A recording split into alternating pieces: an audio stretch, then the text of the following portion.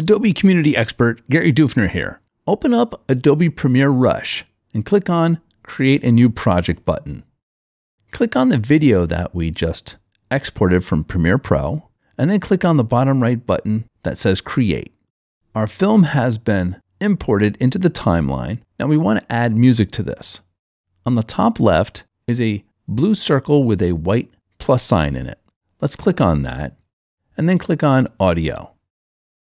There are soundtracks, sound effects, and loops. Let's click on Soundtracks More button. You can click the play button for each one of these songs to sample them. Once you find one you like, select it, and then press the Add button. The song will be imported underneath the video.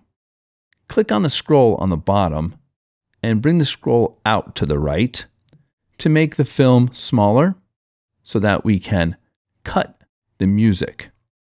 Click on the timeline and drag it to the right to the end of the video. Press the Shift key while you move the timeline and it will snap to the end of the video. When it's at the end of the video, we're going to cut the music right here.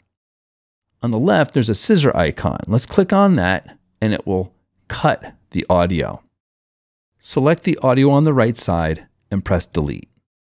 We don't want to have that audio there because when we export the video would stop here, but then the music would still keep going. We don't want to do that. So make sure you cut your music right at the end of your video. Now let's export this. Click on the Share on the top left. Let's rename this last name _ first name _ stop motion with music.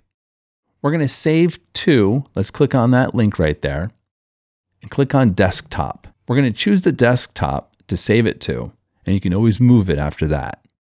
Click on Choose, and then on the bottom right, click on the Export button. When it's all done, go to your desktop to enjoy your awesome stop motion with music video.